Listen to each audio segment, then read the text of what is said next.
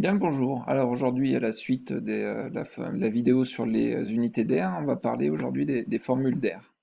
Alors, on avait parlé d'air par comptage, hein, avec ici un petit carré qui est l'unité d'air, et puis j'ai cette surface-là qui est composée de petits carrés. Donc, bon, c'est un rectangle. On voit bien que j'ai trois lignes qui font chacune 6 carreaux. Donc en tout, j'ai 6 fois 3 ou 3 fois 6, ça dépend comment je le prends, 18 unités d'air.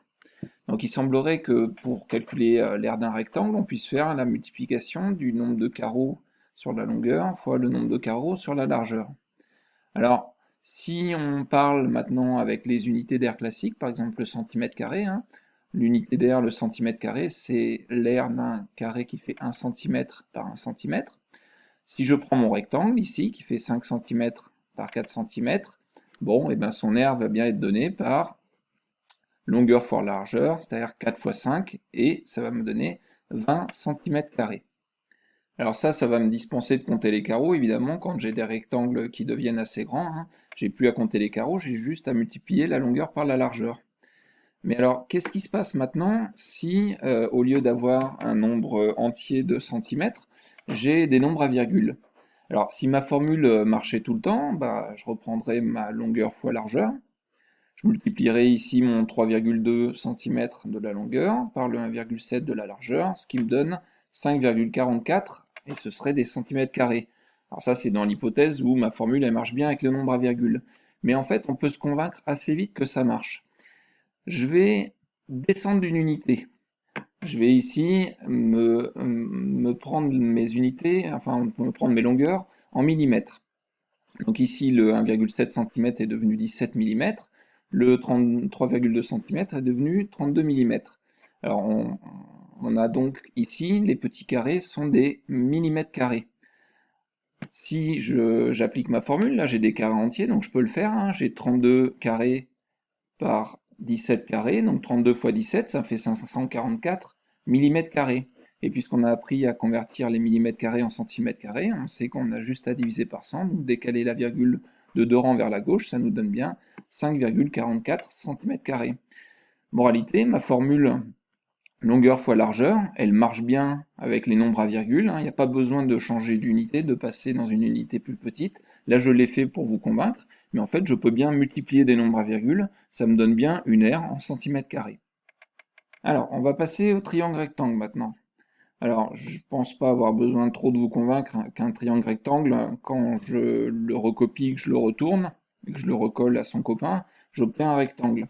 Ici, si je prends 6 cm pour ce côté-là et 4 cm pour ce côté-là, dans ces cas-là, le rectangle qui est formé des deux triangles rectangles, il va avoir une aire de 6 fois 4, 24 cm².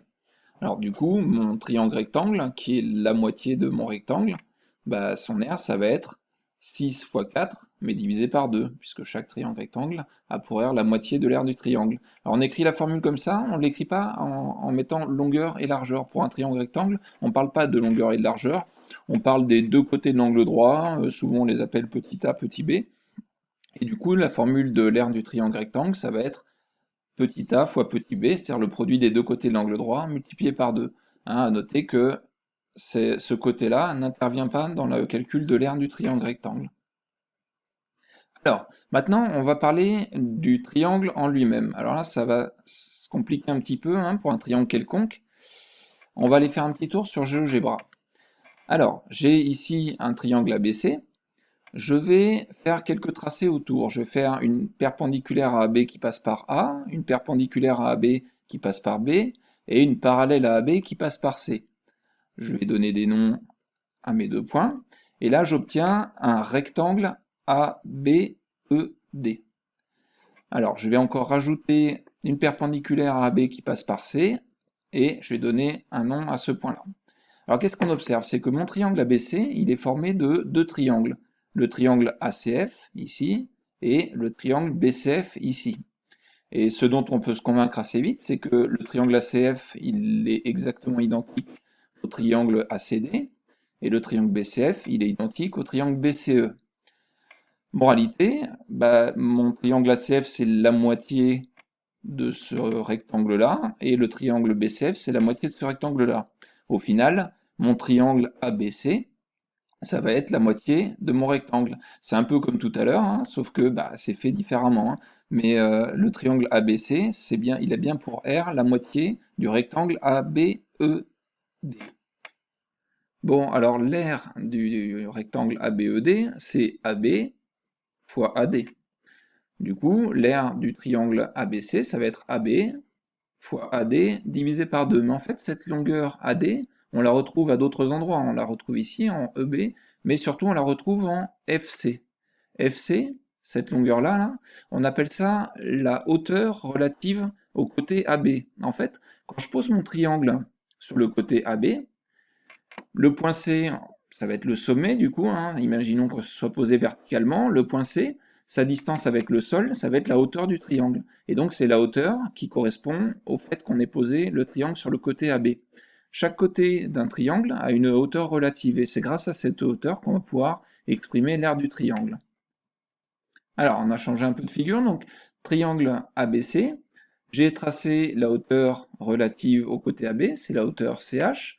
Je prends AB égale 7 cm, CH égale 4 cm, et donc on a dit, l'aire de mon triangle, hein, c'est le côté AB multiplié par sa hauteur relative et divisé par 2, parce qu'en fait c'est la moitié du rectangle ici. Donc 7 fois 4, ça fait 28, divisé par 2, ça fait 14 cm². Alors vous vous rappelez sans doute que GeoGebra, on peut faire apparaître les aires dessus. Ici je vais prendre R, et je vais aller cliquer dans mon triangle ABC, et vous voyez que l'aire c'est bien 14 cm². Alors ici lui il dit juste 14 parce que sur GeoGebra il n'y a pas d'unité, hein, c'est moi qui ai rajouté centimètres, centimètres et centimètres². Si je promène mon point C, on voit bien que ici 13,96, 13,96, j'obtiens bien la même aire, hein, il n'y a pas de problème, je peux promener mon point C. Alors qu'est-ce qui se passe si le point C il est plus au-dessus du segment AB, si je vais par là? Et bien en fait, hein, la hauteur de mon triangle, elle va être à l'extérieur du triangle, hein, puisque finalement la hauteur c'est la distance entre le point C et le sol, et ici matérialisée par la droite AB. Donc ma hauteur, ici, cette longueur là qui va me servir à calculer mon aire, elle peut être à l'extérieur du triangle, ça peut arriver. La hauteur, hein, donc, c'est vraiment la distance entre le sommet et le sol. Si je suis posé sur le côté AB, ma hauteur, ça va être ce segment-là. Mais il se peut que je ne sois pas posé sur mon côté AB, mais posé sur un autre côté. Et ici, je vais me tourner. Mon triangle, s'il est posé sur AC, la hauteur qui va aller avec, alors il faut que je prolonge un petit peu mon AC pour pouvoir la tracer correctement. Ici, ça va être ce segment qui descend perpendiculairement de B. Ça dépend vraiment de sur quel côté poser mon triangle. Le triangle il a 3 côtés, et du coup, on va avoir 3 côtés, 3 hauteurs qui correspondent aux côtés, et donc 3 façons de calculer l'aire d'un triangle. Alors dans tous les cas, on va se retrouver avec la même formule, hein. On a un côté qu'on considère comme la base, on a la hauteur qui est relative à ce côté, qui est la perpendiculaire qui descend, perpendiculaire à ce côté qui descend du troisième sommet, et notre formule c'est la longueur de la base multipliée par la hauteur relative et divisée par 2. Alors vous avez ici le premier exemple, hein, qu'on a vu tout à l'heure. Le côté AB il fait 7, la hauteur relative elle fait 4, et l'aire c'est 14 cm². 7 fois 4, 28 divisé par 2. Le deuxième exemple, avec la hauteur qui est à l'extérieur du triangle, on a toujours un côté AB qui fait 7, toujours CH qui fait 4, et donc, même calcul, le triangle a la même aire que tout à l'heure, 14 cm². Donc, pour calculer l'aire d'un triangle, il faut prendre un côté, considérer ce côté, tracer la hauteur qui correspond, qui part du sommet opposé et qui vient perpendiculairement couper notre côté qu'on a choisi, et après, on fait la base fois la hauteur relative divisée par 2. Alors, on peut être amené à calculer les aires de figures qui sont composées de plusieurs figures simples. Ici, j'ai un rectangle qui fait 5 cm par 3 cm et un triangle rectangle qui est accolé à mon rectangle qui fait 6 cm par 3 cm manifestement. Ici, l'aire de ma figure, hein, l'aire totale, ça va être l'aire du rectangle plus l'aire du triangle rectangle. Donc vous remarquez, hein, j'annonce ce que je vais calculer. Ensuite, j'écris avec mes formules. L'aire du rectangle, c'est longueur fois largeur. Le triangle rectangle, la formule, c'est petit a fois petit b divisé par 2, hein, produit des deux côtés de l'angle droit.